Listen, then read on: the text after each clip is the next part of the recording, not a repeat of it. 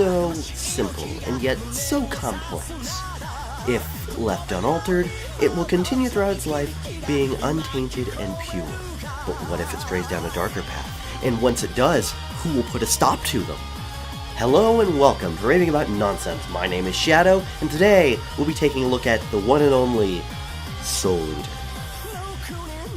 Okay, no, that is technically in Soul Eater canon, but that's not what I meant. No, that's a hentai. For the love of God, don't confuse the two. Welcome to the DWMA, a school set in fictional Death City.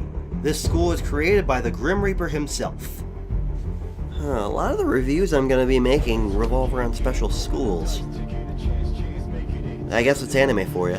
In order to train students to become skilled meisters and weapons, with the goal of creating a death scythe, a tool for Lord Death or Shinigami-sama himself. There are two types of students in this school, weapons and meisters. Weapons are humans that possess the ability to transform into magical weapons, such as guns, kasarigama, and my personal favorite, a scythe. Meisters are humans who wield these weapons and usually possess an ability as well. Meisters and weapons work together to maintain peace in the world and to eventually turn their weapon partners into a death scythe. While this story sounds awesome and quite honestly is, it does have its flaws. The series has a good balance of comedy and serious moments, making the show very enjoyable. The problem many people have, myself included, was the ending of the anime. But you can hear all about that in my rant about said ending. Warning, spoilers abound in that video. It's about the ending. It should be noted that a lot of the comedy in Soul Eater is a bit of a wait for it type of thing, where the characters see something happen and then pause for effect before actually reacting to it.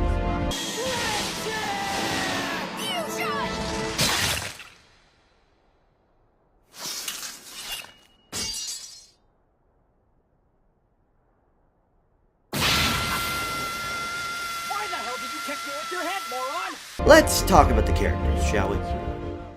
First up, we have Maka, a straight-A student and a Meister, partnered up with her weapon partner Soul, who can turn into a scythe.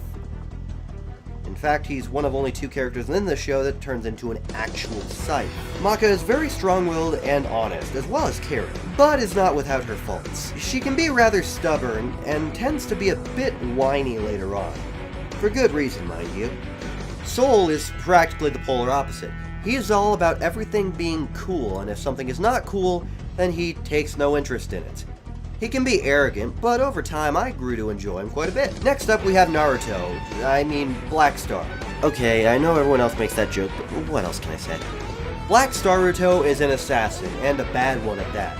Loud and obnoxious, I can't remember many times when he actually was successful at surprising anyone, which makes me question how Tsubaki, his partner, can tolerate him. Sure, he gets more respectable over time, but he's overall my least favorite protagonist. Tsubaki is, well, waifu material. Yeah, that's about right. Even if she isn't my Soul Eater waifu. Lastly, there's Death the Kid, son of the Grim Reaper and an absolute badass.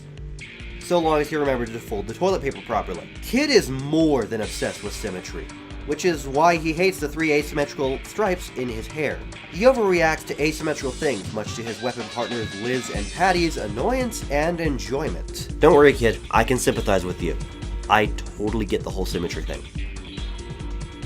My shelf is uneven.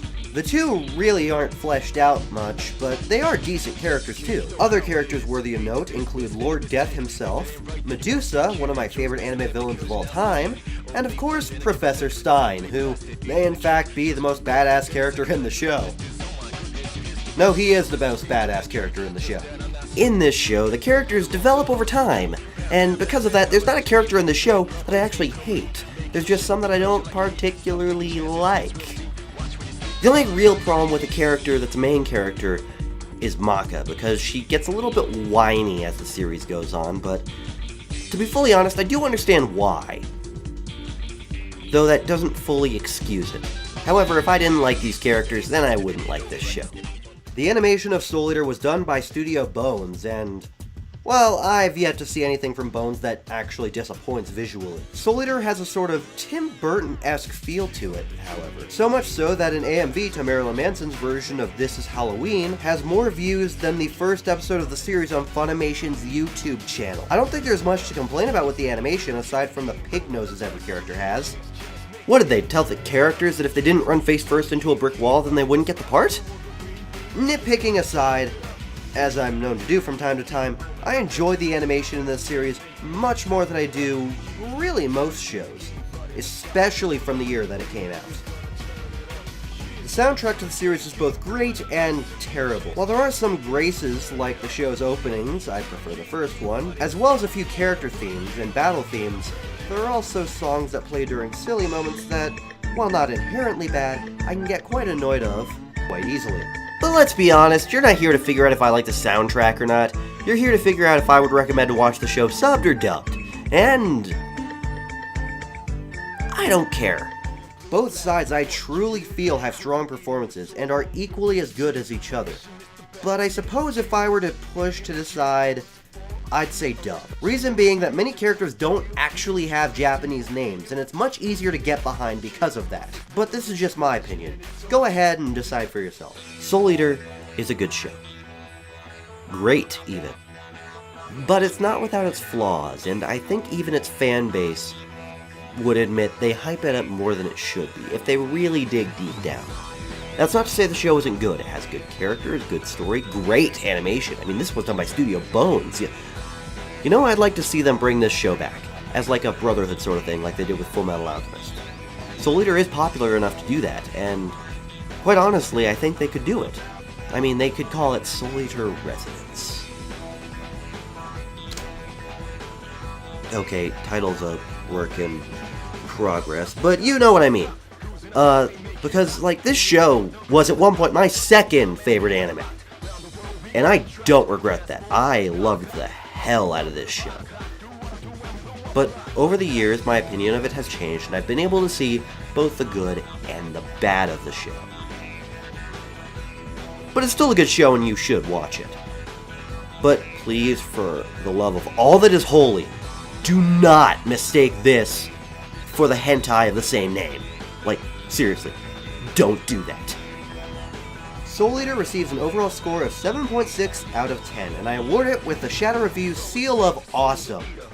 While the show is not as good as many of its fans say it is, I cannot deny that it is a good show and should be watched, even if just to say you watched it and didn't like it. Make sure to watch up to episode 5 or 6, because the first 3 episodes of the series are spent introducing each weapon and Meister team individually. If you watched and enjoyed this series and would like some recommendations, then I suggest you go watch Ruby. Though if you want a quote-unquote real anime made in Japan, then I direct you towards Fullmetal Alchemist, the original. Not that you shouldn't watch Brotherhood, but you should watch the original first, in my opinion. Finally, I also suggest that you watch Cowboy Bebop, which, you know what, even if I didn't suggest it, you should watch it anyway. Go do that. Now, that's all for now. If you enjoyed this video, then please go down below, leave a like and a comment, and while you're down there, hit the subscribe button too. Or don't. I mean, it's your choice, really. But if you didn't like this video, then go watch the AMV that I mentioned earlier in the video. In fact, even if you did like it, go do that too. Because it's amazing. Like, really, it's amazing. One of my favorite AMVs that I've ever seen.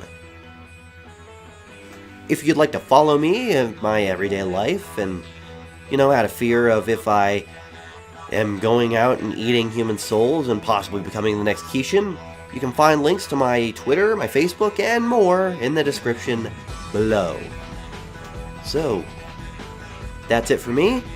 Thank you for watching. Shadow, out.